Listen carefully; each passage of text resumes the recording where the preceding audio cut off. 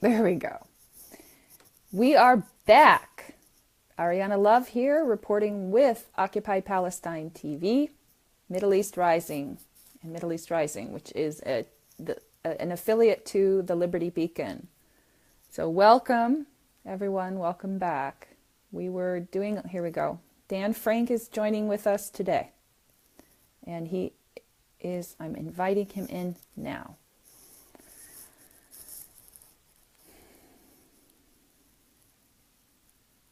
Invite is sending. So we were doing a Facebook Live. A bunch of people reported that they couldn't see us, that everything was blurred. And so it could have been some kind of interference, maybe from Facebook. Hi, Dan. Welcome back. Hey, how are you? Are we going vertical? Okay. Horizontal? Yeah. There we go.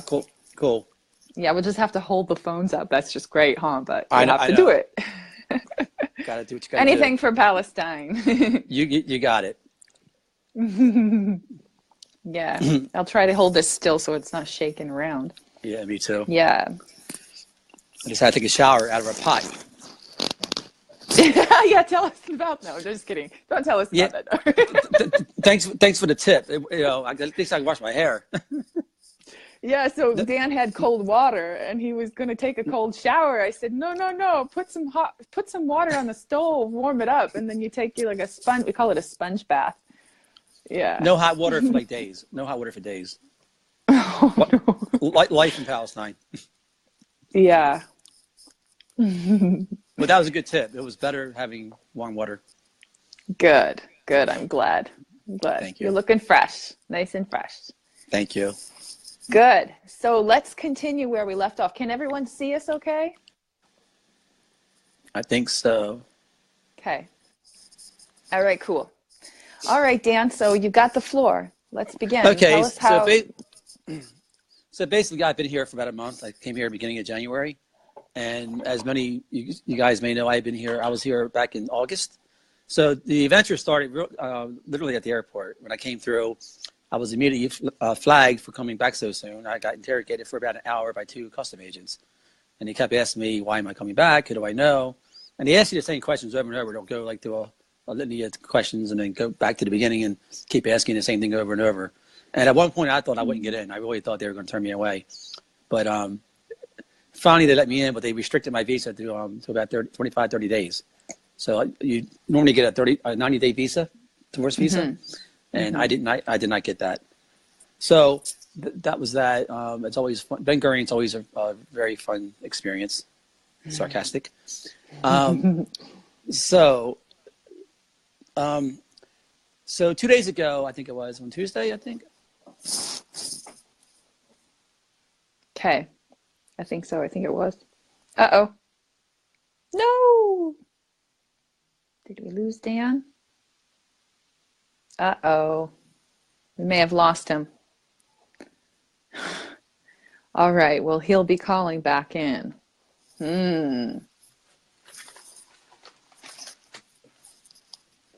Let's see. Yeah. Well, yes. BDS, the Israeli occupation. We've got to do that. That is something that they are very afraid of. That is something that affects them in their pockets, where they, those greedy bastards don't want to be affected. So that's the best weapon we have. One of the best weapons we have of resistance is to boycott, divest, and sanction. All right, I hope Dan Frank comes back real soon. So I guess I'll just let everybody know, update with the Tamimi family. We did this live stream to focus on the Tamimi family. So while we're waiting for Dan to come back, I'll just talk about them a little bit. The Israeli occupation has now threatened to demolish their family home. And even Dan told me today that they served Bassam, which is the father of Ahed Tamimi. They served him with a paper stating that they're going to demolish the house. I don't know if there's a date on that, but this is just horrific. With everything else that they have already done to the Tamimi family, this is just more torture.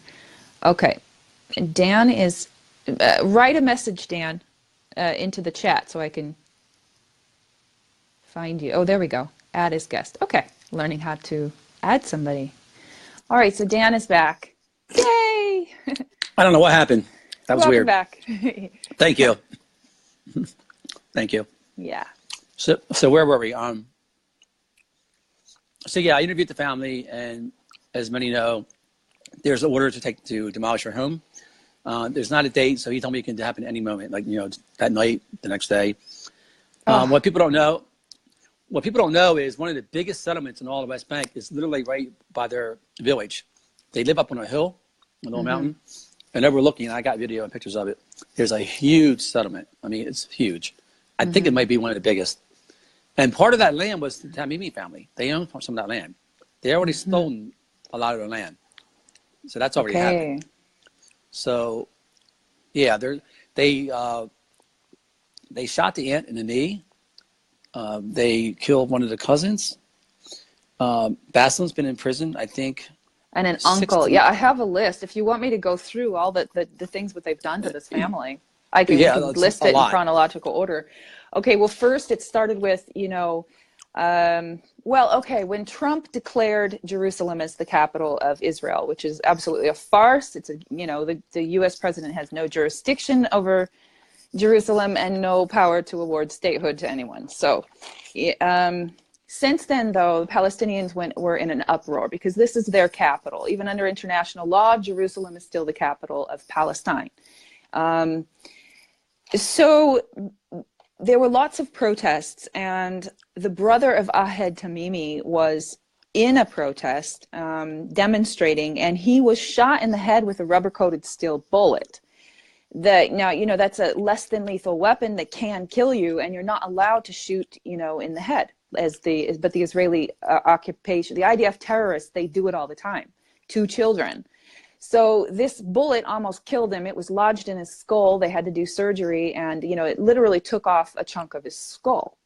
Now, on the same day, the IDF terrorists show up to Ahed Tamimi's house, right? And this is where the infamous slap happened that was heard all around the world. Well, those 2 IDF terrorists were hanging out at the end of their driveway, and Ahed Tamimi and her cousin Noir went out there, cousin Noir went out there to confront the soldiers, and not soldiers, the terrorists, and to tell them to get off their property.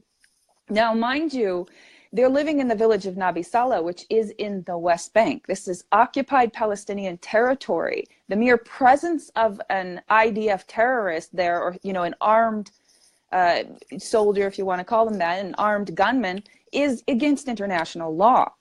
So, you know, they first of all have a right to defend themselves. That slap was in self-defense, and Ahed Tamimi had every right to do that. Now, her mother, Nariman, was filming the whole incident, right? And it was being live streamed. So basically, Ahed Tamimi was gently nudging the soldiers to get off their property, and she got provoked and slapped the soldier very, very gently. It was a very gentle slap, didn't hurt anybody. But anyway, that is her right. And what they did is they came and abducted her from her house during a night raid and dragged her. Now, Ahed is 16 years old. She's still a child. And they dragged her across the Green Line, which is a war crime, and put her into an Israeli occupation detention facility, and immediately began torturing her. She was held in solitary confinement. She, you know, the list goes on and on. Sleep deprived. Dan's going to tell us more about that. But just to give you an idea of the targeting of this family, and of course, this is intentional. It's not the first time that the family has been targeted. Also, Ahed Tamimi's uncle was executed during one of the protests. So after Ahed was abducted, then her mother was abducted, Nariman, and within, I think it was the next day, and she's also still being held. Then Noir, the cousin, was also abducted and put into an Israeli military detention facility. She was later released. Then the aunt, who was protesting outside of the Ofer prison, or military detention facility, she was abducted. Then, you know, it goes on. Musab, who was, they say he's 17, but he might actually have been 16. He was sniped and targeted on his way home from school. This is a child who was sniped at close range by Israeli occupation sniper. I mean, this was deliberate, intentional, premeditated murder. It was an extrajudicial execution of a child. And they silenced the media. They didn't report this. This was not reported anywhere for 5 days until after Ahed Tamimi's first trial day. It was then reported by Man News the next day. So, you know, here a child is executed, a cousin of Ahed Tamimi, just to add more torture, you know, more, just to increase their torture. Then Mohammed, the cousin of Ahed, the brother of Jana Jihad, or Jana Tamimi, a lot of people know her. She's the youngest journalist in the world. She's a cousin. She's a cousin, yeah. Mohammed, her brother, was abducted from his home. He's 19 years old. This just happened a few weeks ago. And then his brother, a few days ago, was abducted while returning home from work. And his brother, I think, is an underage minor. So the Israeli occupation is deliberately targeting children. They are doing complete terrorism, especially to this family. And they want to I don't know, what do you call it? Collective punishment? So Dan, you know, if you want to continue and tell us more about the conditions that Ahed is suffering in the Israeli detention facility. Yeah, one thing I want to go back to. Okay. When Ahed was trying to keep the soldiers from coming in her house, they were going to go in her house and use the house as a place to shoot children down in the valley. It's up on a hill. They were going to shoot, they said canisters, I think they mean tear gas. So they were going to shoot at children that were playing down in the, you know, in the yard and like a little downhill. So she was like trying to save other children from being shot. Okay, I thought we lost you. Good, okay. I'm here? I see you, yeah. Am I here? Yeah, you're here. Did you hear? It just froze for a minute. Okay. So they were going to shoot at tear gas canisters at children. Yes. Okay. Yes. And so they didn't arrest her then. She went home. They went in the house. 2 nights later, they come at 3 a.m.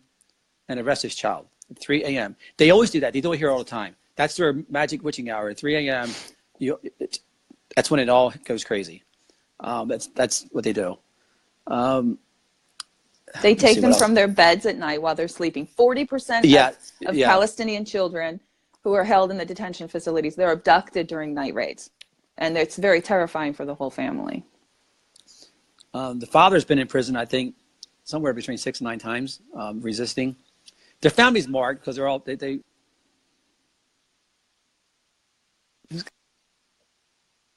Okay, you're breaking up. Darn, I hope he didn't get, yep. Okay, so Dan was just talking about how it looks like he froze and he's probably going to have to try to sign back in. What was he saying? My goodness, I'm getting tired. I'm holding this phone. Yeah, Dan, not be using Facebook to do any live streams in the future. I think we're going to have to use something else, like maybe YouTube. This will be the last, I think, the last time I try this on Facebook. I'm phasing out of Facebook. I'm just sort of testing the waters still. We could talk about censorship a little bit. How about that? Oh, nope, Dan is back. Here we go. I've been censored, so the censorship has increased, and this is frustrating. Welcome back. Yeah, I know. Thank you. It might be me. I have a really bad connection here. It's been bad the whole time I've been here. Okay. So I don't know if it's me. So where were we? We were talking about the family. The family. The father, Bassam Tamimi, has been. You said he's been abducted in prison. Yeah, for 8 or 9 times. Yeah. So when she went in, they strip searched her in a very dirty room. Oof. Cold. Yeah, it's pretty bad. They torture her every night. They repeatedly interrogate her to about 3 a.m. It's 1 to 3 a.m. She gets very little sleep. One journalist called for her to be raped. The father, an Israeli journalist publicly called for her to be raped, for there to be a price exacted behind closed doors. Yeah. When the father visits, he can't really speak to her. They can only like lip sync through a big glass, so he can't hear her. So he has to read lips. They have to read lips. He's not even allowed to talk to his own Oh my daughter or his goodness. wife. It's really bad. Uh-huh. It's really bad. And she was held in solitary confinement too, right? Which is torture. Absolutely, it's torture. It sure All is of this is torture. torture. Sleep deprivation, He says she's being doing. interrogated without a lawyer. He says she's doing well, considering she's being strong. Because at one point I said I'm really concerned for her. He said, "Why?" I'm like, "What do you mean why?" These people they're just amazing. Their perseverance and their fight tenacity to resist. It's really extraordinary. He was They consoling grew me. up with occupation, huh? I He mean, was they've. consoling me. He was kind of consoling me at one time. I'm like, man, this is crazy. Oh. And her birthday is on January 31st, so she's going to spend her birthday in prison with her. She wasn't allowed to see her mom at first, but I hear now they do have some time together in prison. Not that that's a wonderful thing, but it's something. Wow. It's an insidious, odious situation. I'm running out of adjectives to even define this place anymore, to be honest. Really. Evil. I mean, evil beyond evil, yeah. For example, last night we were coming back from Jerusalem, going back to Hebron, and they had a checkpoint search. We were in traffic for 2 hours. My Palestinian friend was horrified because he owns a couple of stores here, and we had to back all this the car loaded with clothes. He has his clothes shop, so inventory, and it was packed up high. He's like, "Dan, this is going to be a flag. They're going to, I'm like, what do you mean? He took all his money. He had a lot of money. He hid it because soldiers routinely, when they do a pullover and inspect you, they will steal your money from you, from the Palestinians. So he had to hide his money. We had to come up with a story. Like, I didn't want to be his friend. I had to be somebody he picked up and was bringing me to Hebron. I mean, it's bizarre. It's like it's surreal. It's beyond surreal. Some of the things you go through here. They live under occupation. The entire society, Palestinian population, Palestinian nation, they are under occupation. The entire population. They don't get reprieve. Their movement is completely controlled and limited by the occupation forces. There's 300 checkpoints in the West Bank, and that varies because sometimes they put up a makeshift checkpoint. Like during this whole Trump fiasco, they've been putting up a lot of different makeshift checkpoints. So there's 300 solid ones, and then add some as they think they need. They act like they're in a war zone. They ride around in jeeps with cages all around them and bulletproof glass. It's so bizarre. It is so bizarre. And the Palestinians are not allowed to be armed. The only weapon they have are stones. Whenever you hear this word clashes in the media, it's basically because Israeli occupation forces, they roll into Palestinian territory, which is right there a war crime. And, the Palestinians pick up stones and hurl it at them, get them out of their villages. Quite often. They arrested 3 people here in Hebron this past couple of days. They arrested a girl by the mosque in Old City, and they arrested 2 other people last night. So this is like a daily thing for them. Every day, people are getting arrested. People are getting shot. It's very serious. These are abductions. Under international law, the actual legal term for if an IDF terrorist takes a Palestinian, it's an abduction. And if they drag them across the Green Line, it's another war crime. Yeah. I myself Yeah, go ahead. I myself had to run in. Many people I know on Tuesday, I was going to Jerusalem to meet my friend that flew in to Ben Gurion from Italy on Tuesday. She got detained at the airport for 3 hours being in questioning because she was here also in August. I got detained at Bethlehem checkpoint for taking pictures and video. And they told me they were going to arrest me. And I went live on it. And I think being live actually kind of helped because I told the guy, I'm not taking pictures, I'm live. Say hi to everybody. They threatened to arrest me many times. I was surrounded by soldiers, and he tried to grab my phone. She saw the video. I said, get off my phone.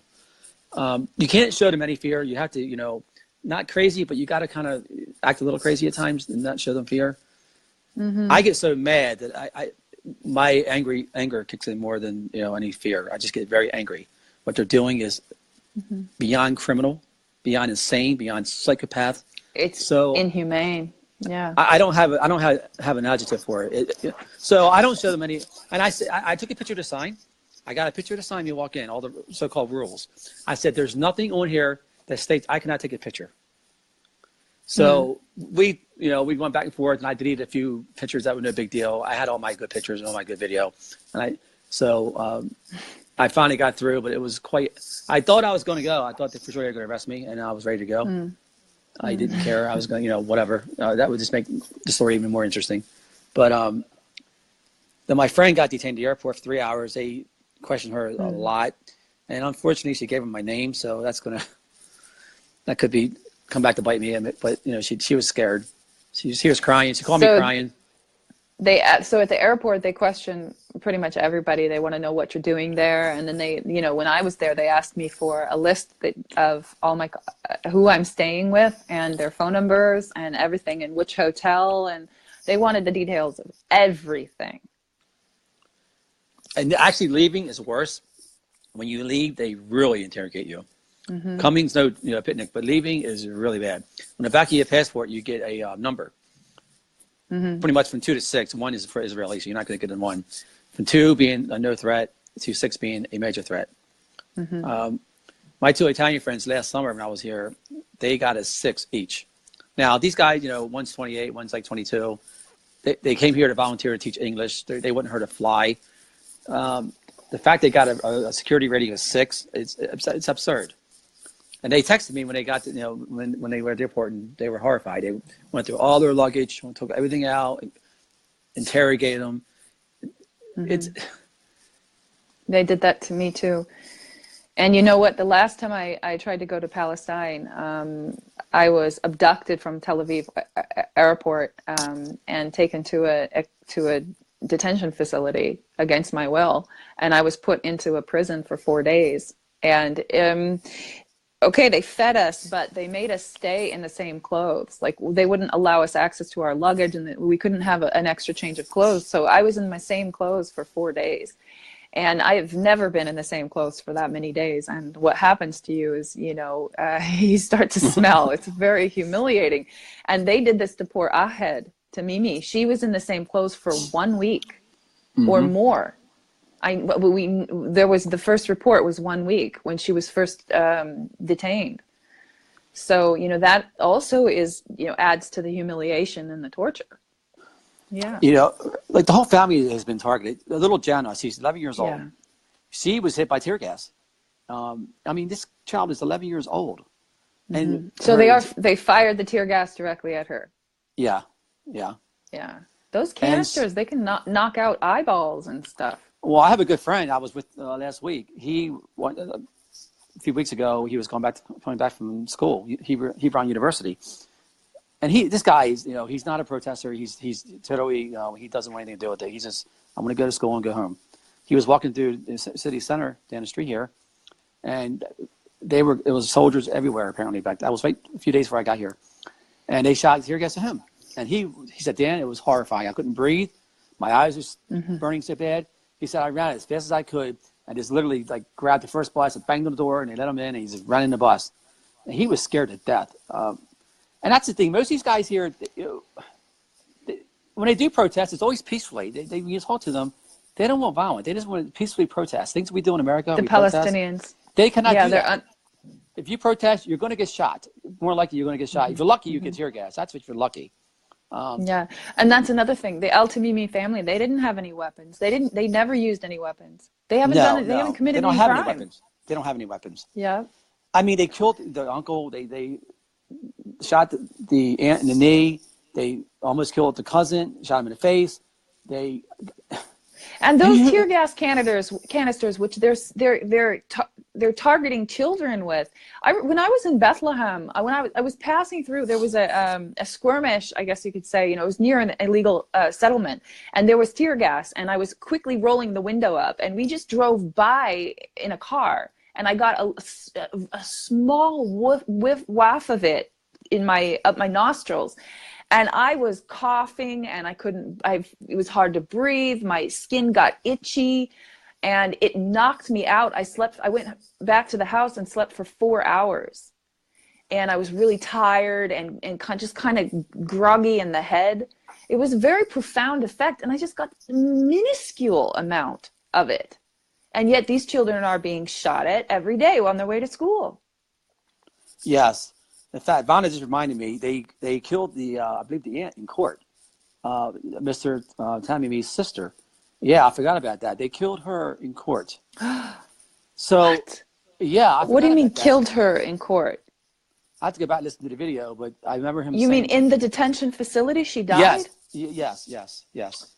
This is so His Bassam Tamimi, the father of Ahed Tamimi, his sister? his sister, yes. Gosh. I forgot about that. I don't know how I forgot about it. I have so much information in my head, I can't keep track of it all. Oh I've my been speaking to a goodness. lot of Do you people. know, does anybody know when that happened? Because I didn't even hear about it. I'll have to watch the video again. Maybe he mentioned. Yes, and that's another thing that the Israeli occupation forces, they're constantly carrying out medical neglect, medical torture of Palestinians. I mean, they'll shoot Palestinian children, it doesn't matter. They don't see them as children, they just see them as animals.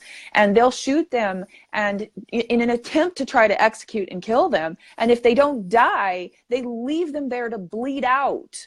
They'll leave them on the, laying on the pavement, screaming for help, crying for help for up to 2 hours sometimes, just to see if they'll die. Yep. And ambulances come, the Palestinian medics will come, and they're pushed away and not allowed to administer first aid to these Palestinian children and youth. And another thing is a study that was done since Trump's fake declaration. 95% of the Palestinians who have been abducted by Israeli occupation forces have all been youth. 95%. So this occupation is deliberately targeting children and youth. Anyway, So Vonda, throw that in. hey, hi Vonda. Thanks. She reminded me. Actually, they shot her in court. She was in court. I remember now, and that's where they killed her in court. They shot. Yeah, they executed her in the court. Yes. Exactly. You become speechless after a while. Right. You really do. I have talked to so many people and got so many stories.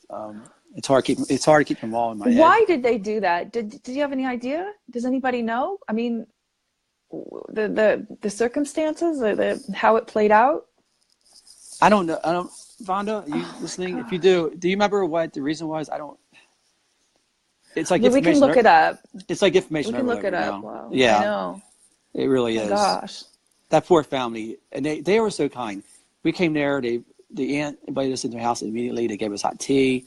We chatted. She called Bassam on the phone, and he was not home at the time. And he came home, and they called Jenna, and she came over. The family's just amazing. They're such an inspiration to many people. So I told him, and I told the whole family that they have a huge following, and people are really pulling for them. Many people in America are waking up to this Israeli Zionist evilness. That we are going to make a change. It's going to happen because now we're all journalists. Now we all have a phone and a camera and a video. That's right. So we're all journalists now. You don't need CNN, Fox. We all know who owns that. So, yeah, we can be journalists. We can get the story out. People come here, take videos, take pictures, Facebook, Twitter, YouTube, VK, lots of platforms we can use. Facebook, unfortunately, is not the best one anymore, but it's for now. We'll have to use it. Let's mention something about that. The level of censorship of Israeli crimes and Palestinian news, it's so bad now. When I started publishing Occupy Palestine TV articles and publishing them to our Facebook page, half of the articles were being removed. Half. And they're constantly being censored. I don't know which article is going to disappear. Well, they do. Facebook does inform me, but it's like I've had to find ways around it. So I created an account at vk.com, and there's a small pro-Palestine movement that's growing there. There's no censorship, and there's no trolls. So VK, V is in Valentine, and K is in ketchup. Ketchup. VK.com. It's a Russian site. They have over half a billion members, but they need more English speakers, and we can use it for the pro-Palestine movement. We have to. We have to phase out of Facebook. Also, there's another site called minds.com, like the mind, Minds. And that's only, it has like 2 million people. But I'm starting to use these social media applications. Also, we're going to have, going to create an app, a phone app that you can download into your phone for OpTV, Occupy Palestine TV. It's OpTV for short. And that way you will get all of our posts and updates straight to your phone. And that's another way we can stay connected.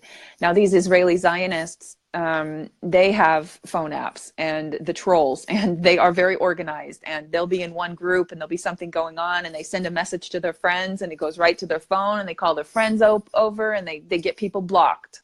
Because how you get blocked at Facebook is when a certain number of people report your post, then Facebook automatically blocks. So it's not exactly Facebook removing, although now it is Facebook, but you know, it's the trolls, it's the Israelis, they know the system. And so you'll have like, they tag team. So you'll have like 12 of them, a dozen of them coming to your page, and they all report one post, and then boom, you get blocked for a month. Now, Facebook, we've been publishing on this. Facebook is now colluding with the Israeli government, Israeli occupation, and the US government.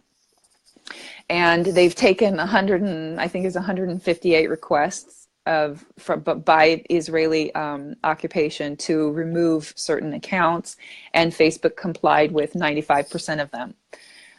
So the first accounts that they removed were Palestinian activist accounts.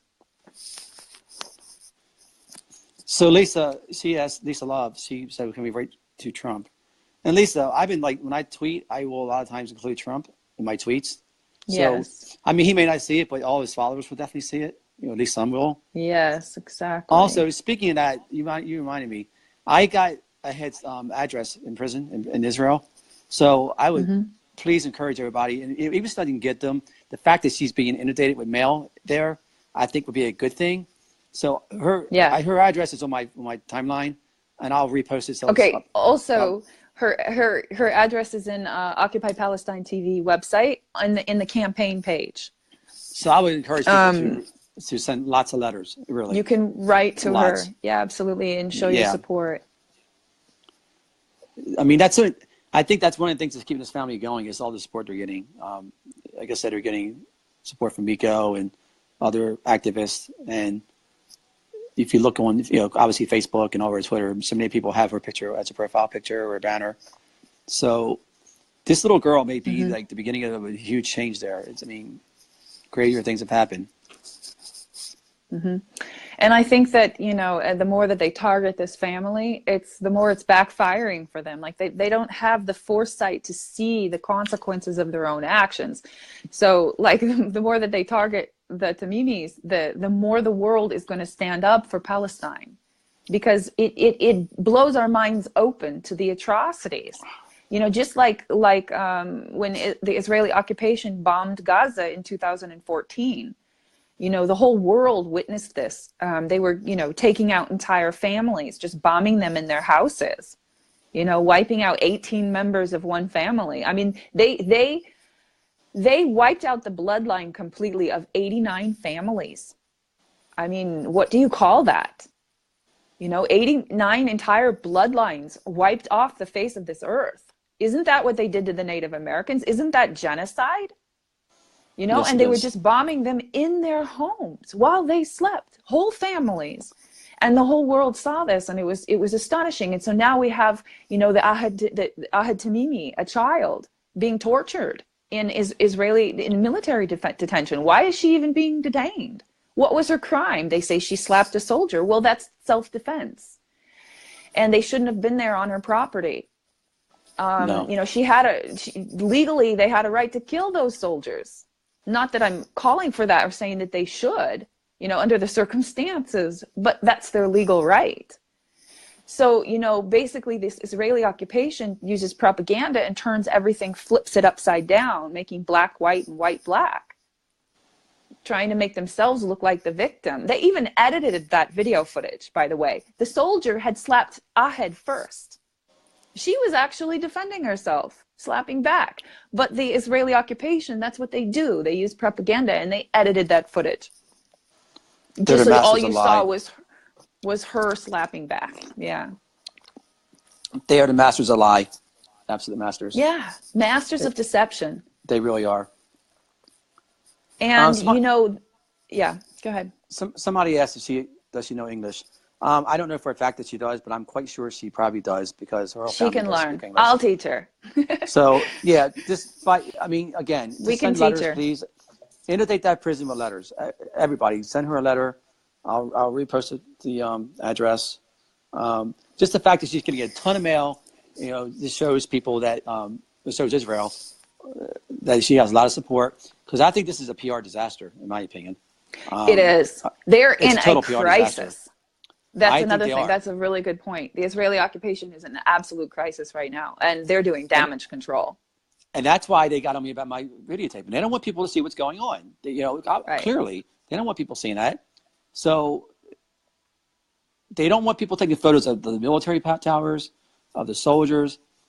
And that's what we got to do. It's risky at times because my one friend told me that they shot a guy taking photos. They will shoot you for doing it. Flat out, they will do it. So foreigners? Yeah. They killed that guy from England. I forget his name. They killed him. He was actually he was taking photos, and when he got killed, when he was actually helping the child that got shot, they shot him in the head. A journalist, right? That was 2 years ago. Yeah. They ran over Rachel Corrie. Rachel Corrie in a tank. She was standing in front of that was years ago, but she was standing in front of a home that was going to be demolished of a doctor friend of hers. She was living there. Yeah, she was living there. My goodness. I know. Wow. In fact, when I was in Ramallah, I saw the street. The Palestinians, for people who don't know, they are, in my opinion, probably the nicest people on the planet. I've been fortunate enough to travel to a lot of places, and you walk in the streets here, and it's amazing. It's like you're a rock star or something. Everyone's welcome. Where are you from? And it's safe, right? It's totally safe. I mean, you kidding me? I grew up in Baltimore and D.C., and there's places in Baltimore and D.C. I will not go to. Never. Here, I walk day and night, never remotely feel any danger. It's the opposite. People want selfies. I've taken millions of selfies, not millions, but a lot of selfies with people, with children and adults. And so whoever thinks that Palestine is full of terrorists, I mean, I was here almost a little less than a month in August. This trip would be about a month. Please, I never felt safer. The irony is I feel much safer here than I do in Tel Aviv or even in Jerusalem. They're walking around with machine guns. Me too. It's my first day here. Actually, I was in the Old City, which is really bad. It's probably the worst area in all the West Bank. And we were out with a group of people from Amsterdam and Austria, and about 30 of us. We were in Old City. It's really bad, but there's some tourist things there. It's a very historic place with the big settlement right in the heart of Hebron. And I was pointed out for whatever reason, and they wanted my passport, the soldiers. As I was walking to the soldiers, 4 settlers, I call them thieves, not settlers, walked by me, literally hit my shoulder. They had machine guns straight over their shoulders. And I said to them, seriously, you're asking for my passport while there's lunatics walking around with machine guns? He just stared at me. I'm like, what planet do you people live on? They're walking around with automatic machine guns, and we're with a tourist group, and you're asking for my passport. It is unreal. Those settlers have impunity. I mean, they're constantly attacking. They're in Palestinian territory, and they constantly attack the Palestinian people and their property, and they never get punished. They'll run over, and they use their cars, their vehicles, to run Palestinian children over, and they never get punished for it. They're killing Palestinian children all the time, just running them over, and then there's no investigation, no arrest made.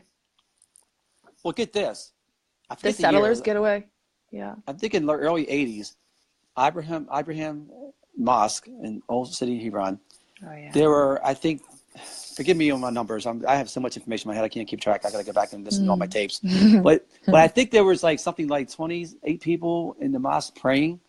An Israeli came in, shot them all dead in the mosque. So what does Israel do? They put up a checkpoint, make it into a military zone. So now you have to go through a checkpoint to go into a mosque in Hebron.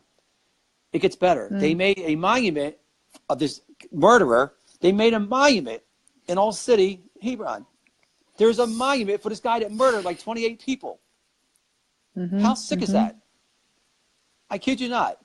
I was lucky. I got to talk to a Palestinian Authority representative. He's in the government. And I got really lucky. My friend here is very connected. Thank you, Gaston, if you're watching. I love you so much. And I met with his cousin here. He's in the process of writing a really nice book all about the history of Hebron. And he took me on a tour in the city. He knows people in the government. So yes, we were sitting in the office, and he actually gave me a PowerPoint presentation that they created jointly with the UN, with a lot of stats about Palestine, the murders. Many people don't know. I know I didn't know. Palestine had their own airline back in the 30s. The airport was Palestinian. Al-Lud airport. It's now Ben Gurion. It was stolen. They had Palestine had an international airport license, and they had the Al-Lud airport, and it was stolen by the Zionists and turned into Ben Gurion. It's now Ben Gurion Airport today. Yep, it was Palestine. They had their own soccer team. They had a lot. Their culture. Oh, I didn't know that. They had their own soccer team. Yeah, they had this notion that there was no people in the land. It's so bizarre. I have the documentation. There was a thriving communities here all over this area. In the 20s and 30s, even before that. They had a railroad. Yeah. So, so it was thriving here. I met with the family last year that the grandmother was rather old, and she remembers in 1948, and they shot her husband. She was very young. They were kind of wealthy. They owned an orchard in Haifa. So they owned the orchard. They used to feed half the village. They were very generous people. Well, in 1948 they came in. They invaded the cities and killed. They murdered. It was genocide. Yeah, Nakba. Yeah. They wiped out 400 Palestinian villages. So this lady went from being wealthy and helping other people to live now. She lives in a refugee camp here outside of Hebron. I think it's called Uproar refugee camp. It's terrible. There's a big military tower. There's a checkpoint. Oh my God. And I was there in August, and like in July, they declared martial law in the whole town.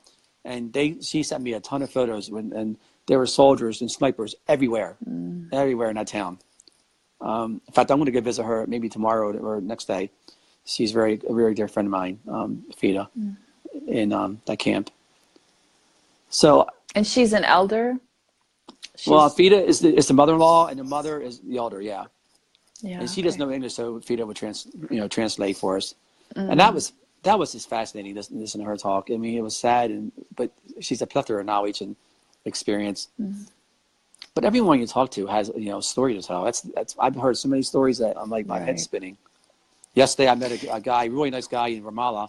His family's target. He's an activist. They assassinated his uncle, shot him right in the head in a protest, right in the head. They tortured her mom. He was in Ramallah. He lives in Bet Umar, which is a village right outside here, Hebron. It's really bad. We taught English there one day, and there was a bullet hole right in the front door. And literally, you walk in the door, and there's the classroom. So think about that. Children sitting in a classroom, and there's bullet holes in the door. I got pictures of it. So he lives there. He's from there, and his family lives there. He now lives in Ramallah. He runs a youth hostel in Ramallah. And they were after him, and so the soldiers came to his house. They roughed up his sister. They handcuffed the mother and put her like in a love seat, like a couch we call a love seat in America. There's two sections. They put her on her stomach. Her hands are tied behind her back, and the soldiers sat on her. So she's being bent backwards, trying to get the number for the son, and she wouldn't rat him out. She said, "No, I'm not giving you a number." And this one went for a few hours. This is how vicious these people are. I mean, they're beyond vicious. I don't even have any words. And everybody's got a story, like you said. I mean, there's almost 15 million Palestinians in the world, and 75% of them are refugees. They've been 75% ethnically cleansed off of their lands and out of their homes. And in East Jerusalem, I mean, they can give, like they did with Bassam Tamimi, with the Ahed Tamimi family, they give an eviction notice, and they can come and they can issue a second eviction and give 24-hour notice, and that's it. You're out of the house. They can demolish it. They can move a Jewish family from Brooklyn, New York, into your home, evict, and that's what they're doing in East Jerusalem. They're evicting Palestinian families that have been there for generations, and they're moving these settlers into their, Jewish settlers into their homes. I call them thieves. Thieves. Well, they are. Yeah, they're thieves. Well, when you ride through the West These are Bank, Zionist Jews. I'm not like criticizing Jews. I know there's good Jews. We mean Zionist Jews. yeah. When you drive to the West Bank, it's not a big area, so probably one of the farthest points is from Hebron. Not the farthest, but it's a 2-hour drive, of course, because of all the detours and military things from here to Ramallah. And you literally can't go probably 5 miles or so without seeing soldiers and a big, ugly military checkpoint, watchtower. They're everywhere, every 5 miles or so. It's so... And there's a big wall surrounding Jerusalem. It's like 3 stories high to keep the Palestinians out. It goes around the whole West Bank. It cuts right through Bethlehem. Okay, so in Bethlehem, the wall is so... They literally, when they built the wall, sometimes they went through a house. In the middle of the house, they put the wall. So part of your house is on the other side, on the outside, and part of your house is on the inside. That's what they did. They cut people off. They cut your house right in half. From their own land. The wall in Bethlehem, I think it's this way. It's like 38 feet high. It's huge. It's absolutely huge. And you think of Bethlehem as a nice, quaint little town, and it is when you get away from that wall. But when you get near that wall, in one section, it's like cutting right into like shopping. It's a gas station. There's shops, and the road's narrow because you can tell they built it right on the road. It's so despicable. It is so despicable. And there's a different route for foreigners and for Jews to take than there is for the Palestinians. The Palestinians have to go through a very demeaning checkpoint and wait in line for maybe hours, whereas foreigners and Jews can go easily on the freeway and between Jerusalem and Bethlehem, which is just a 3-kilometer stretch. But the Palestinians, it takes them hours. And they have to have a special permit, which is very hard to get. So they have Palestinian, They have yellow tags and white tags. So if you got a yellow tag, it's an Israeli tag. You can go anywhere you want, the modern highways, whatever. If you have a Palestinian tag, you have to stay on the small roads and go through military checkpoints and etc. In Bethlehem, there's a train that goes from Bethlehem to Jerusalem to Tel Aviv. Israelis only, no Palestinians. So here's a railroad just dedicated to Israelis from Bethlehem, Jerusalem to Tel Aviv. That's the train. If that's that not runs the epitome, through, that's the epitome of apartheid. Yeah, that's the train that runs through Batir village. Batir is the village where I was living for 1 year. It's sandwiched between Jerusalem and Bethlehem, and the train runs right through it. And that train, that village used to supply most of the vegetables and food for Jerusalem city. Batir, it was famous. It was called the land of, the vegetable basket of Jerusalem. And that train was used to transport goods between the villages and into Jerusalem. And that's how they were, able to, it's a 3-kilometer journey from Batir to Jerusalem. And when the Zionists came in, they seized everything. They seized the airport, they seized the railroad, they seized the train, and Palestinians are not even allowed to use their train. And so these farmers had to carry their groceries either on donkeys or a lot of the women started carrying the produce on their baskets on their head. Can you imagine 3 kilometers into Jerusalem just to sell their goods and then 3 kilometers back? And this was, the Palestinian culture, they had a thriving, rich economy, right? Based on agriculture and trade, and the olive tree was the olives were their number one crop, and the olive oil. And, after the seizing of the train, this village, and not just the village of Batir, but all of the villages, they faced famine. Within 2 years, they were starving. And these Palestinians had of all, in the land of olives and vines. I think we lost Dan. They're in the land of, milk and honey, where there is plenty for everyone.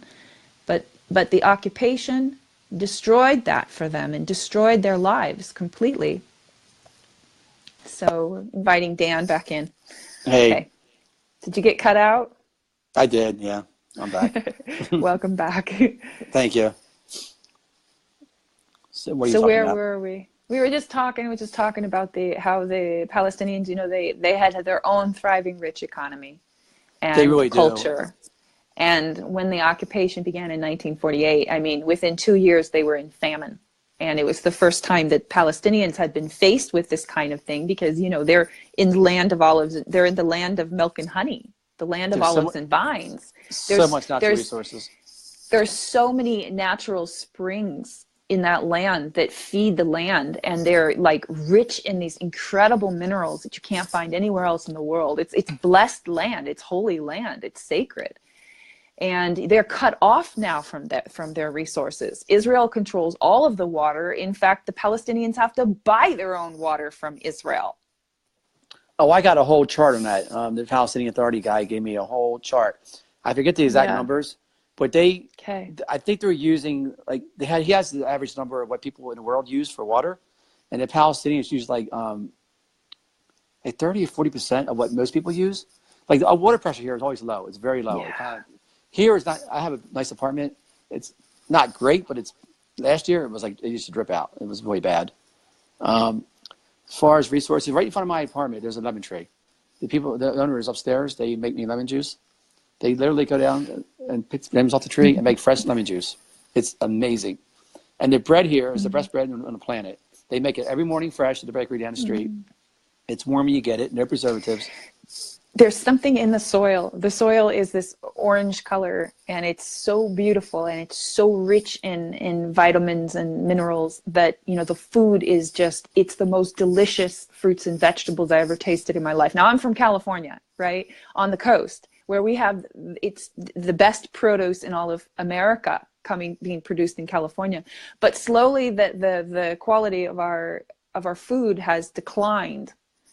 In California from, over farming. It's all intentional.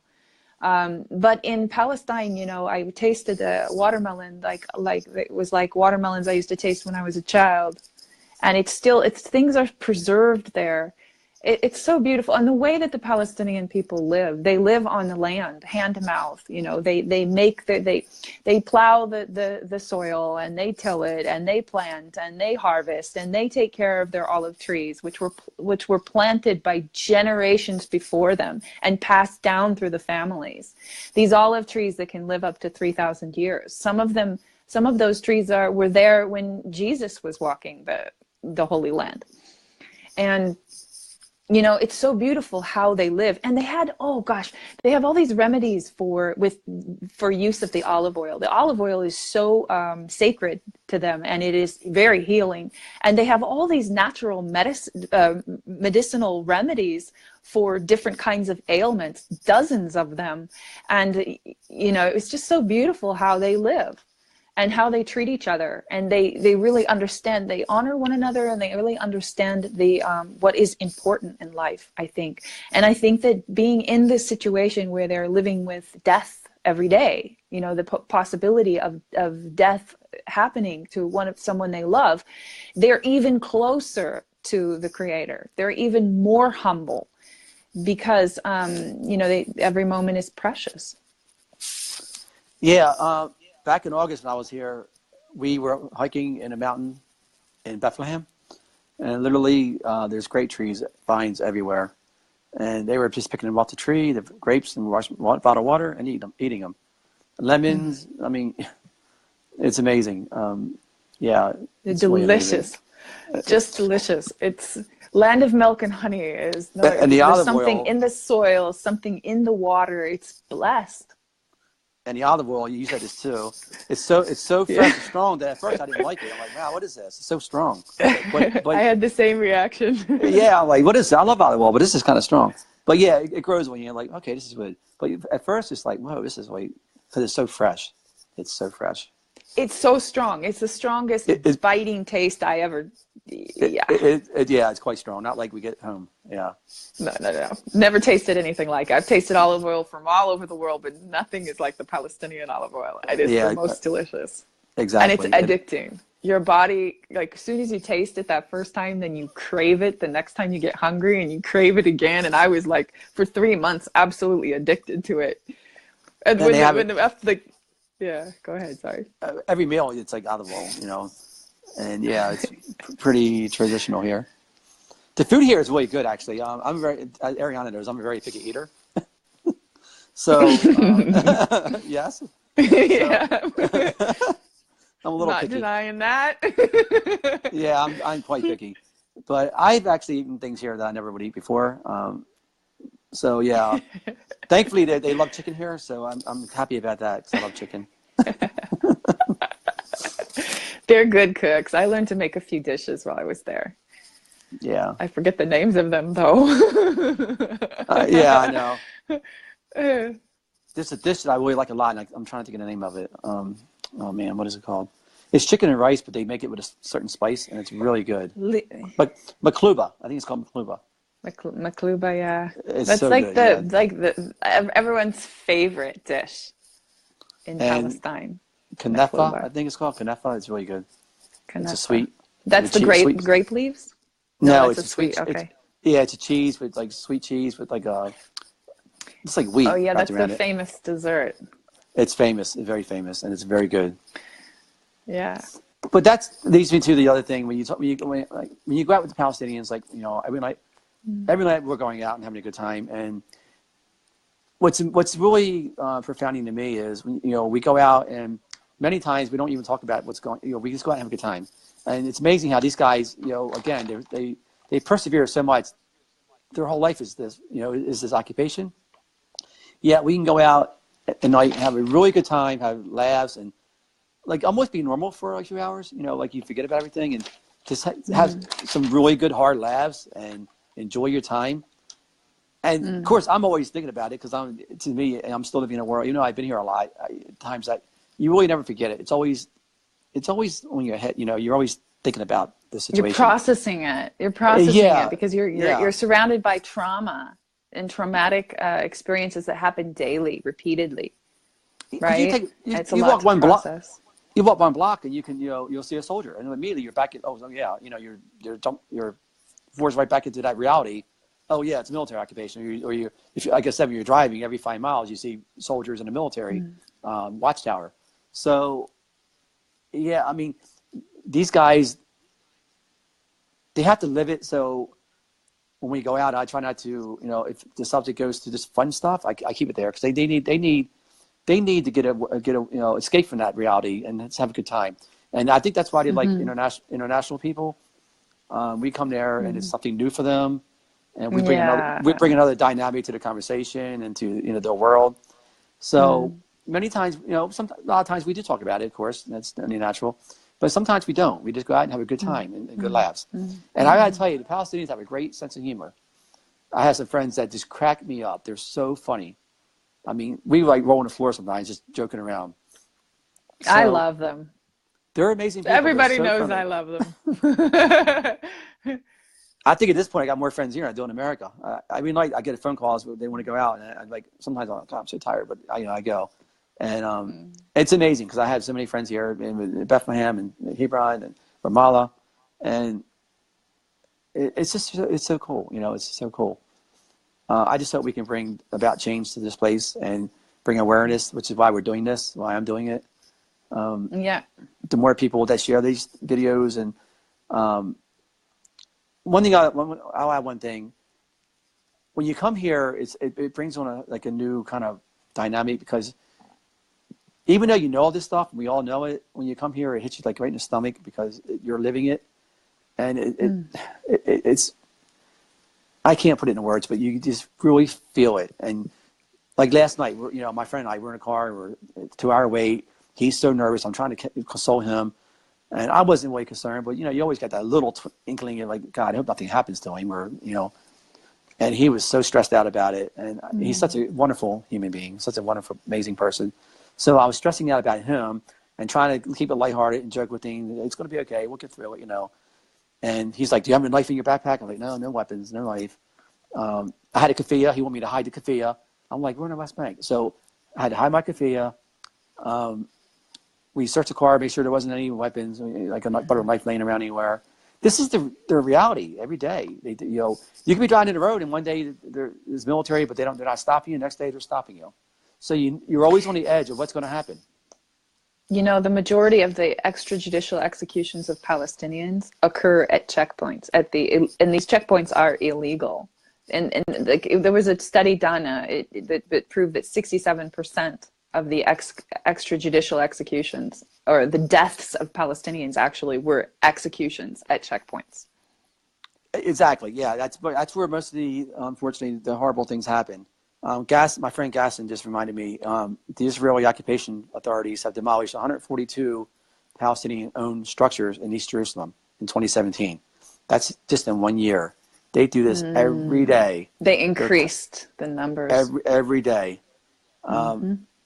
I'll post the pictures of the, if Gasson, wasn't that settlement by Tamimi's house the largest settlement in the West Bank? I believe it is. It's right outside of Ramallah. It's huge. It's like, it's a big, and they always build these settlements on a mountain. Yeah. It's always, prime real estate on a nice hill, a little mountain, and you can always tell they look like the Tower of Babel. And then every settlement, neighborhood, whatever you want to call it, comes equipped with a nice military checkpoint tower with soldiers. And the Palestinian Authority member told me, I think for every settler, thief, there's like 4 to 6 soldiers. So for every one person that steals a home, he has 4 to 6 soldiers protecting him. Well, not around him. There's no protection needed. So the water is all diverted to these settlements. So that's why the water pressure here in the West Bank is kind of low, because most of it is diverted. And they even have their own natural springs all through the West Bank. So they have plenty of water here. But the Israelis steal it. Like, they steal everything. They take it and they divert it to the settlements. And they only let the Palestinians fill up their tank like once a week. Yeah. So basically they have a tank, and if you run out of water, well, that's it. You don't have water. Maybe you have to go down to the spring and carry it, Or, some of the families don't have wells. And so it's very hard. The conditions are very hard for them because of the occupation. For example, the stealing of water. For example, my friend yesterday, we were in Ramallah, and really nice guy. He's, like I told you, his family's been targeted, and they assassinated his uncle. He was so excited because he got a medical pass to go in Jerusalem for one day. These guys, most of these guys here cannot even go into Jerusalem. Jerusalem's only about, as a crow, like maybe 30 miles. It's not that far. Bethlehem's about, no soldiers or checkpoints, just like 15, 20-minute taxi drive to Bethlehem. And then Bethlehem's really close to Jerusalem, like another 15, 20 minutes. But because of all the detours and military things, it will take you about an hour or so. But anyway, he was so excited. He got a one-day pass to go, medical, but he's just going to the mosque. He just lied, said, I got a medical thing. So can you imagine living half an hour away from your main town and not being able to go? Most of these guys... Their most holy site is Al-Aqsa Mosque. Okay, and everybody's dream in Palestine is to go to Jerusalem and pray at their most holy site, which is the mosque, the Al-Aqsa Mosque compound, Dome of the Rock. And that's where the Al-Barak Wall is, which is called the Wailing Wall to the Zionists. And the Zionists control the whole compound. And they don't give permits to the Palestinian youth between the age of 16 and 60, something like this. It's from you have to be 55. Well, I think women's 55, 50, is it? and men are 55, and then you can apply for a pass to go in. Like my friend Gasson, he's watching now. He's of age, he can go in. Because he's an activist and he posts on Facebook, he's horrified to go in. He said, Dan, it's not worth it for me because now I'm posting on Facebook. He's nervous when he comes back in to the checkpoint. They're going to, flag him and perhaps even arrest him. Yeah. Also, they need a permission here to build. I mean, think about it. They're in their own land, their own territory, but they still need a permission. For example, like in East Jerusalem, a permission is required to build a small apartment in East Jerusalem, and that may cost you $250,000. I mean, think about that. $250,000 for permission to build. What, just for the permission? Yeah, this is their territory. Wow. So they make it impossible, basically, for the Palestinians to build. It's unaffordable and impossible. And it's my understanding, even here, like in Hebron, they cannot just build. you see so many buildings here. I was telling Gaston, right down the street here, everywhere. Like they started to build it and then it just stopped. And you don't see any, like no activity. And I noticed when I was here last August, the same buildings, the main street here is called Sarah Street. So I kind of know it rather well. I've been here a lot. The same buildings here in August have not changed at all. They're the same. They started to build them and they stopped. It's really. They also don't give permits for them to remodel their house and things like that. Like they're not allowed to. They have to have permission to remodel as well. Yeah. Or to do an extension or something like this, and then they're also denied the permits for that. Exactly. Of course, this is all part of ethnic cleansing, right? And Elisa Love Schubel made a very important point. She said, many living in the Middle East are supporters of these evil Zionist Wahhabis too. As long as Saudi Arabia is allowed to push its weight, we will continue to have this problem. Yeah. And, you know, that just brings me to the next question. Like Ahed, where are the Arab leaders? You've got the Tamimi family being brutally tortured. You know, a child being held in military detention. And where's Abbas? He hasn't said a word. He hasn't released a single statement, not one, for the Tamimi family. Well, what's wrong with that man? You know, is he just thinking about the money he's going to get from selling Jerusalem to the Zionists? Is that all he cares about, is the money? I mean, what does he do for the people? It's ridiculous. Sorry, I just had to throw that in there. And the other Arab leaders, El-Sisi, he could make one phone call and put pressure on the Israeli occupation to release that family. They know this. I mean, the Saudi king. What about the Saudi king? They got some clout in the Middle East. Yeah, I mean, you know, and they do nothing. These leaders do nothing. Like Gaston said, they're traitors. You know, I have many conversations with Gaston and all my other friends, and they all say the same thing. No one in the world is really helping them. They literally are like a little floating rowboat at the sea. They're being viciously attacked, and no one, whether it's the Arab world, the Western world, Europe, nowhere is anyone coming to their defense. No one. Right. So it's people like you and I that have to get the word out, and to all the people through any means we can do to get the word out what's happening. And the Palestinian people are great at that. You know, they see somebody supporting them, they support that person, they share. I mean, this is powerful. This is the tool we've got, is social media, is our voices, is sharing the truth and spreading the awareness. And exactly. You know, and the Palestinian people understand this very well, and they're very, you know, supportive of anyone who supports Palestine. They are. There is a lot of infiltration. Maybe we should just mention something about this. That once you step up, like Dan is doing, you know, going to Palestine, and you step up and you take action to do something, you get attacked, right? You do. You absolutely do. Yeah. For example, when I came here, and this wasn't by design, it was just my friend. She knew somebody in Hebron. Well, she thought she knew him. Now she didn't know him that well. He said he would give me a ride from the airport from Tel Aviv to Hebron. He had an Israeli tag. Well, I was like, okay, that's cool. Well, he wanted to rip me off for like a lot of money. And I came realize that I think this guy is not who he says he is. And he was taking, you know, I think he was an Israeli. I honestly believe he was Israeli. He was not sympathetic to the Palestinians. I could tell the way he was talking. And when I got here, I wanted to take his head off, but I didn't, of course. And so you got to be very careful who you deal with. Because some people pretend they will pretend they're very much behind the Palestinian cause, and they're not. You got to be careful. Yeah, you have to be very careful. I was working with someone for a year, did some campaigns with somebody, and to come to find out that this person was an infiltrator. It was surprising to me. It was just absolutely shocking when the behavior shifted, and I watched this person basically pin everybody against each other.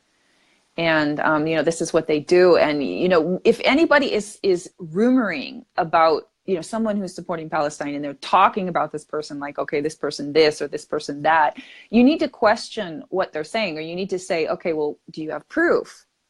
If you're going to keep talking like this, show us some proof. If they don't have proof, you have to dismiss them, because it's just hearsay. It's just, you know, don't believe everything you hear, because one of the purposes of the trolls is to discredit us in people's eyes, so they stop following us. Yes. You know, that's and also to create infighting. That's another tactic that they use. But I think they're really in a losing battle, and they're in a crisis right now, PR crisis. They are. Because they're exposed. They're exposing themselves. They're doing it to themselves. I mean, the world sees their brutality more and more all the time, and so they're destroying themselves. And maybe we should just talk about a little bit about the village. Why? Okay, Tamimi, not Tamimi too. I wanted to mention a couple more things. How brave she is, this girl. You know, she is. Very. She's the reason why they're brutalizing this family is because of their bravery and because she is not complying. Because they're speaking up. They're speaking up and they're resisting. And they have a lot of support and they're resisting. And, you know, she is now the face of Palestinian resistance. She is a role model for Palestinian women. She is an inspiration for everyone. And through her strength, she's uniting us all. And, you know, exposing the torture that Palestinian children have to endure. You know, right now there's like, what, 350 Palestinian children held in these illegal detention facilities, all of them being tortured. I mean, the fact of them being in a military facility like that, it is torture. And of course, the reason, you know, yes, this family, this Tamimi family have been protesting every Friday for years in their village, protesting the presence of the occupation on their land. And so they you know, every Friday they meet and they march. And these are peaceful protests, and they always meet with Israeli occupation aggression. And of course, it's very dangerous. You know, it's risking their lives to get out there like that and to protest. Very much so. In fact, tomorrow, if there's a protest, I'm going to try to join one carefully. But I know the risk. But yeah, if there's one down, they typically protest down in city center. It's a big screen there. I hear that's where they protest a lot. So tomorrow, if they're calling for snow here tomorrow, it's raining today. It's kind of miserable. So I don't know if it's going to happen, but if it does, I'm going to go. I kind of hope it does, but I don't want anybody to get hurt. That's the thing. You cannot just protest here. Well, you can, but you risk literally getting shot. And by the way, there's rubber bullets. I held one in Bethlehem. They're big. They're like that. They're huge. They're not. I should have held it in my hand and got a picture so you can see the scale. They're quite big. These rubber bullets are not small. So yeah.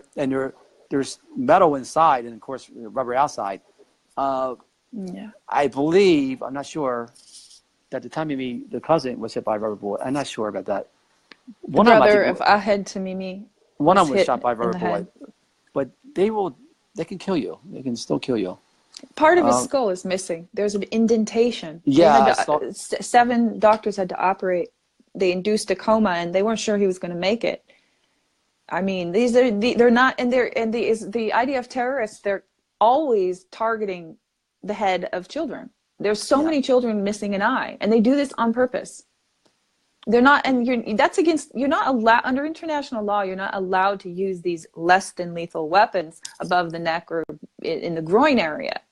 Oh, I got a picture. Because I have a picture of his soldiers putting a gun in the kid. He's like a teenager in his mouth. He's on the ground. And they have a gun in his mouth. They are beyond vicious. They are absolutely beyond vicious. And they have complete contempt for others and for not just Palestinians. I mean, they hate the whole world.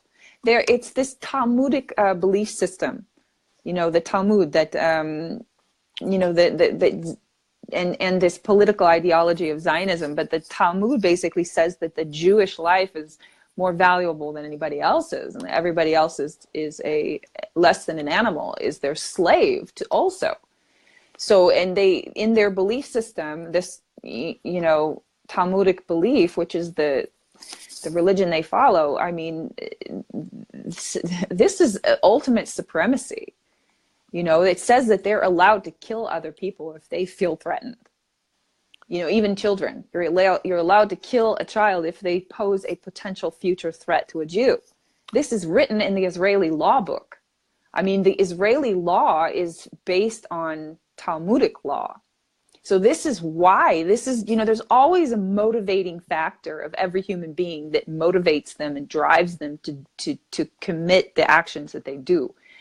So, understanding that, they are the Israelis and the Zionists, they're the ones who fund Islamic terrorism and so-called Islamic extremism. Islam is not extreme, but they fund the extremist groups, minority groups, that basically giving Islam a bad name. And they do this purposefully to divert the attention away from their crimes and try to blame their crimes on others, on Muslims. And that way nobody discovers that actually this Jewish Zionism is the most evil and dangerous ideology on the planet. This kind of supremacy is extremely dangerous. Yeah, Just had to throw that in. 3 things real quick. One, sure. Last week, I believe, they shot a baby in the face. A baby. Then he said it was 3-year-old, right? Yeah. Then he said it was an 3-year-old. accident. Now I'm asking, how in the hell do you shoot a baby in the face by accident? Mm-hmm. Seriously. It was a training exercise, wasn't it? They shouldn't be anywhere near a baby. It's a baby. Secondly, the Palestinian Authority member told me that right down in Old City, they have a stand where they give out food for anyone, if you're poor. And he said it doesn't matter who you are, where you're from, nationality, or religion. No questions asked. You go there and he will give you every feature. So, again, this is the kindness of these people. They will help you. I mean, one time I got completely lost, and these people always help me. I had another point I wanted to say, but I can't remember. But yeah, the baby thing was very upsetting to hear. Yeah, I'm gonna block someone right now. Lakhdar Djorf. This guy called me a Zionist the other day. Who the hell are you to call me a Zionist? And where's your proof? Like, you don't go around calling people Zionist or calling people a Mossad agent. That's absurd. I mean, by the way, before I block you, I have been in this pro-Palestine movement since 2012. And people on my Facebook page have watched me go through this process of, discovering what's going on in Palestine. Because, in America, it's blocked out from our education system. You just never even hear the word Palestine. And, there are plenty of people over the years who are on my Facebook friends and people who know me personally who have watched me go through this process. So anyway, I'm going to give you a chance, Lakhdar, real quick, to tell me what your problem is with me. You say my post. What is it exactly? You're on the spot. Go ahead. Give it to us. What is it that you don't like about me? And what makes you think that I'm a Zionist? We're all waiting for your answer.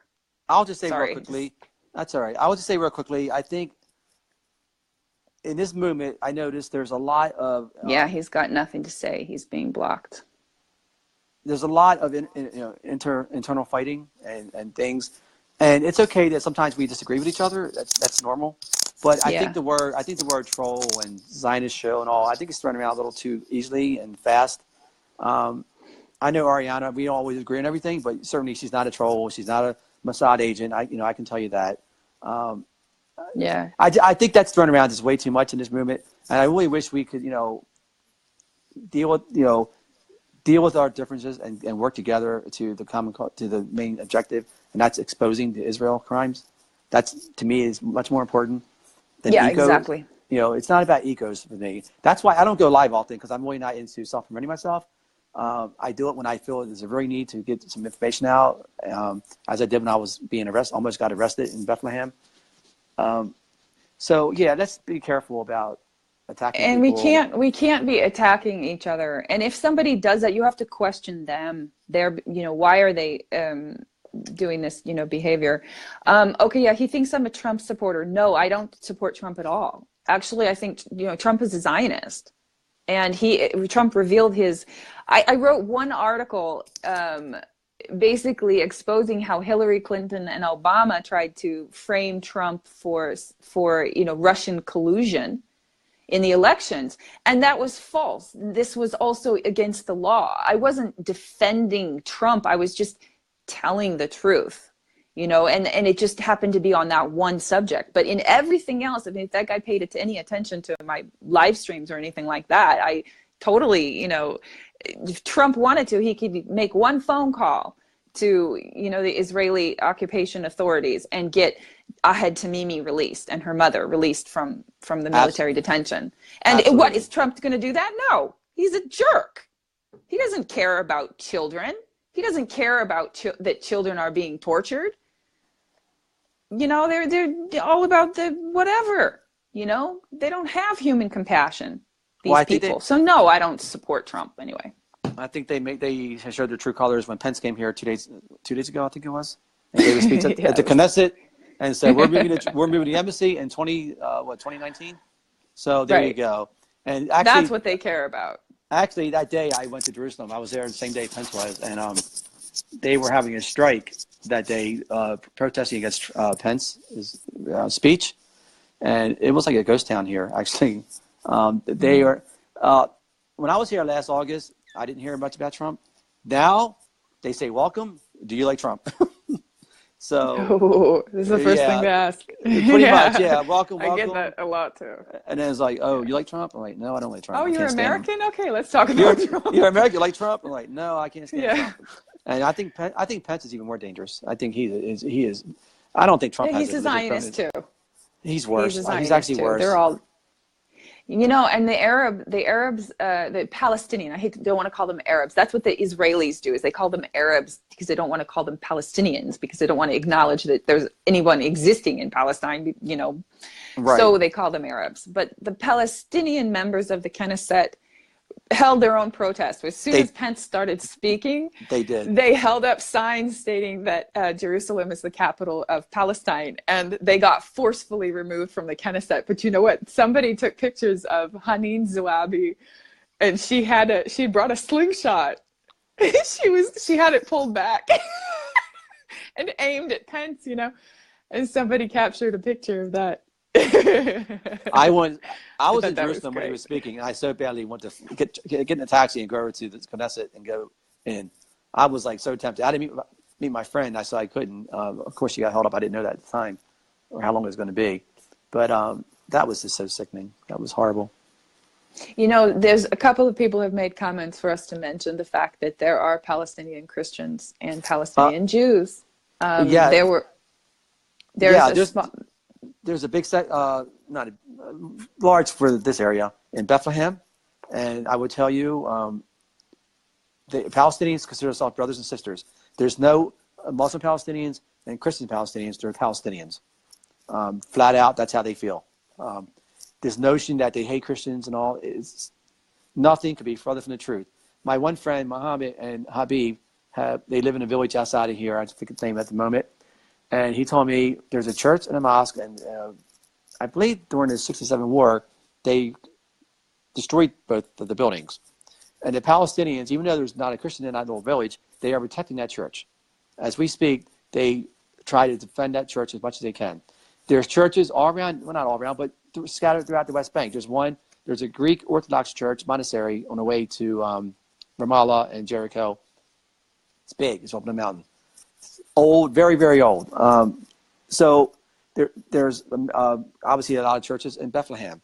And I know I went to one, and the Israelis had sprayed the Star of David on it.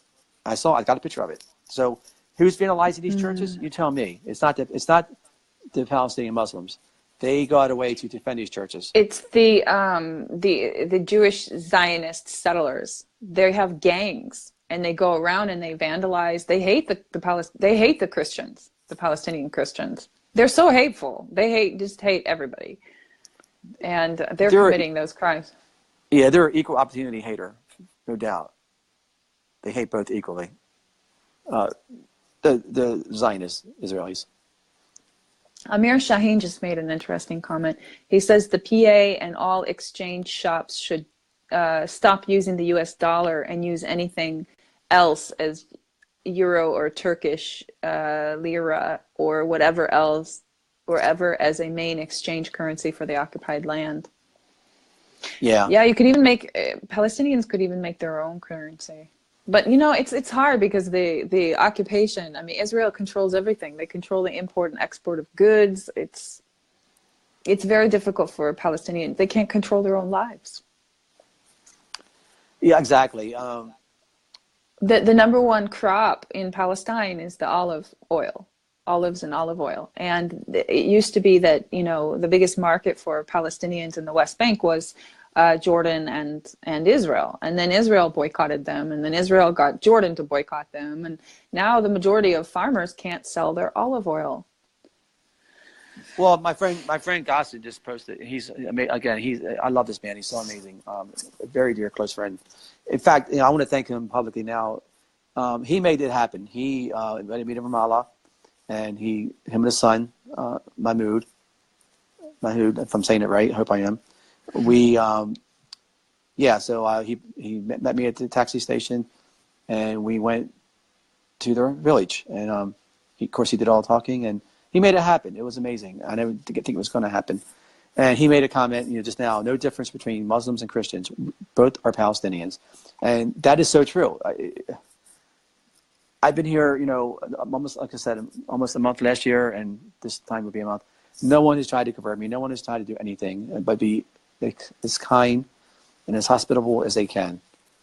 Religion doesn't even come up. I mean, obviously I know what they are. They know what I am. It doesn't even come up. It's not an issue. There's churches here. There's a church here. There's an all-Russian Orthodox church right here in Hebron. It's, I think, 100 years old. Wow. Yeah, it's a big tourist site. And we all went there last year, my Palestinian friends. We all went. And it's not an issue, people. It's not an issue. So don't make it. Palestine was always, they had peace for at least 2,000 years. But the Palestinian Jews, Palestinian Christians, and the Palestinian Muslims all lived in harmony with each other. Absolutely. And Palestine was the most welcoming place on earth. It's famously known as the land for all people, for people without a land. All religions were tolerated. It was the only land in the world where Jews were not expelled from, and they were allowed to live there. The Ottoman Empire put their finger and said, now you guys behave, you be good, or you're going to be kicked out. And they did. They behaved in Palestine, and everyone got along.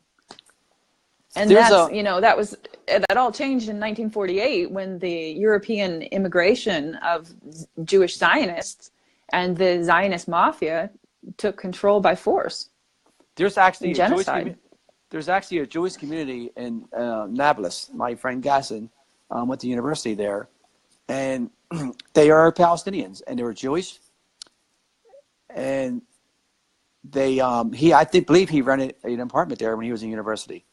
And these people are also being under the occupation because they're living here in the West Bank and don't buy into the Israeli occupation and crimes. So there are even some Jewish people in the West Bank, as well as Christians, that are being persecuted under the occupation. It's not just Muslims. It's all people. Of course, mostly a lot of Muslims. So not all Jewish people are evil or bad. Anybody who protests against the occupation and against Zionism, and the Jewish minority group of Palestine, they do that. The Sephardi Jews, they were there, before the occupation, and they denounce Zionism, and they don't acknowledge, a Jewish state. And they get brutalized. If they go and they protest, they get just as brutalized as anybody else. They absolutely do. Of course, they're a minority group, but it's important to paint the full picture. Yeah, they exist. That's the important thing. They exist. I find it very, very telling and odd that the presidents and all our leaders go to that wall in Jerusalem, yet the oldest church known to man, the Church of Nativity, they don't go to. They're professing Christians, but yet they go to the Wailing Wall. They don't go to the Church of Nativity, which I find very interesting. Do you know what the history of that is? Is that the Talmudic, the Jewish Zionists believe that their Solomon Temple is underneath the Al-Barak Wall, or what they call the Wailing Wall. But the Al Barak Wall, it has been acknowledged by UNESCO. It's a historic Muslim site. And in fact, you know, the Israeli occupation was digging all around that compound, the Al-Aqsa Mosque compound, and they could not find a shred of evidence. There's much ruins under the ground. And you can see the excavations when you go there, but they couldn't find a shred of evidence to prove. They prove that Muslims do. They prove that, oops, we lost Dan again. They prove that Muslims have a tie. They prove that, oh my gosh, the Romans and, oh, hold on, I'm distracted. We got to get Dan back in here.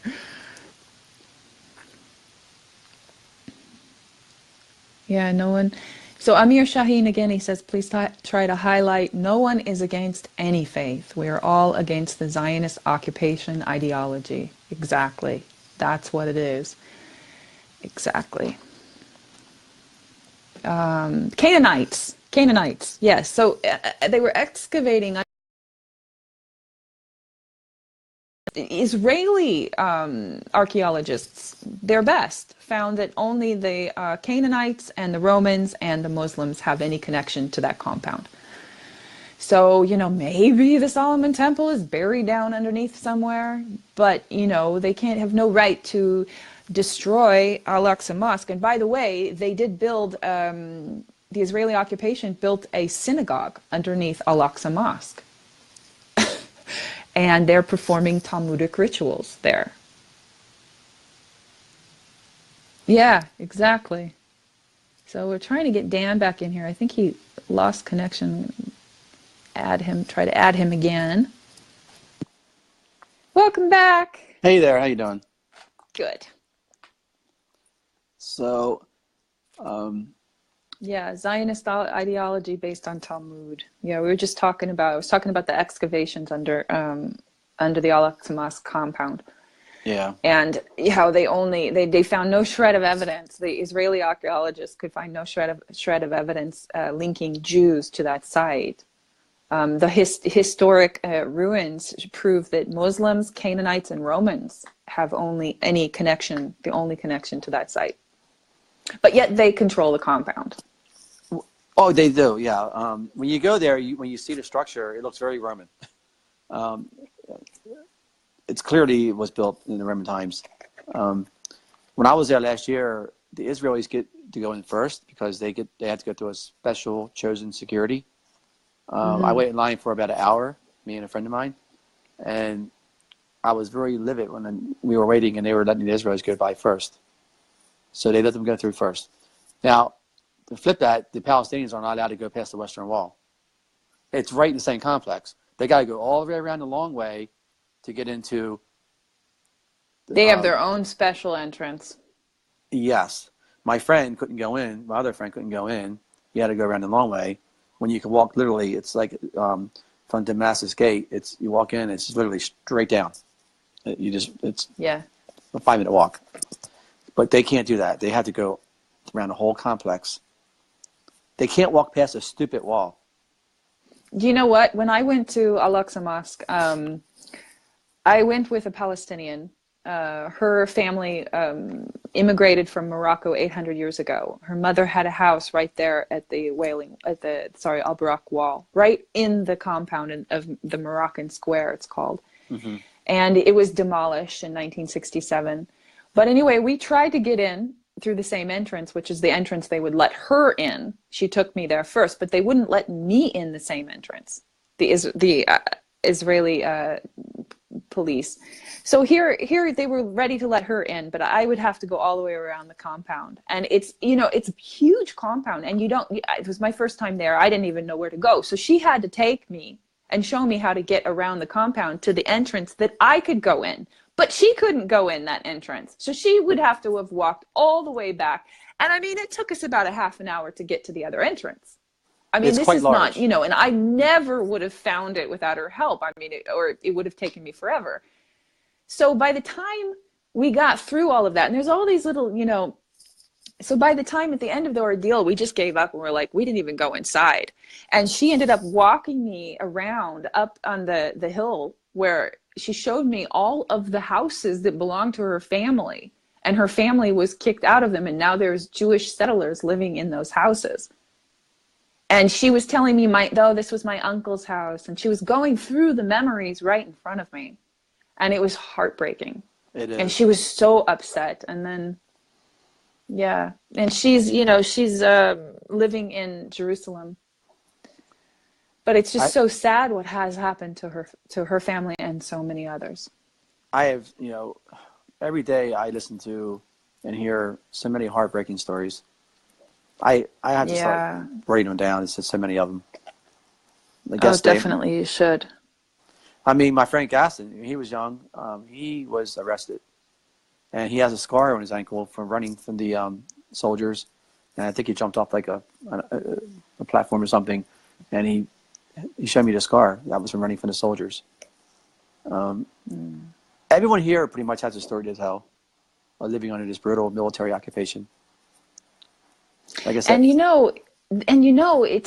it's not just about Palestine. I mean, these Israelis and Zionists, okay, it's a global cabal, right? And Israel, their Jewish state is their fiefdom. It's it's the Rothschild, part of the Rothschilds dynasty. It's where they funnel all their illegal black market money. And that's why you've got people like Trump and Pence coming over to Jerusalem and, to visit with their Zionist pals, because they all collude together. And, you can see the outreach of these Israeli Zionists, and because they're committing the false flag terror attacks. They were involved in 9/11. Most Americans still don't know this. They know Saudi Arabia was involved, but they don't know about Israel's involvement planting the bombs through their Mossad front, the urban moving systems and stuff. It's all there. So, they did 9/11. They did the USS Liberty attack. So 9/11 was the second time they attacked us. Maybe they've done more. They were probably involved with the assassination of JFK, along with, the CIA Bush crime family. And you have, since 9/11, Israel established Homeland Security in America. Now, Homeland Security was headed by Michael Chertoff, an Israeli Zionist spy, right? And all of the members of Homeland Security have Israeli nationality. These are spies within our own government. And they created a whole new branch of the government called Homeland Security. Underneath Homeland Security, they developed FEMA and the concentration camps. And they're using them. They're activating them. They're doing drills all across the country. And guess who's running all of that? Israel, Tel Aviv. They're training the American police force. And they're training and not just the American police force too, but like many governments. So that's why you're seeing the police brutality going off the charts, because that's what they do here. They are not under no scrutiny at all. They do what they want, how they want, when they want.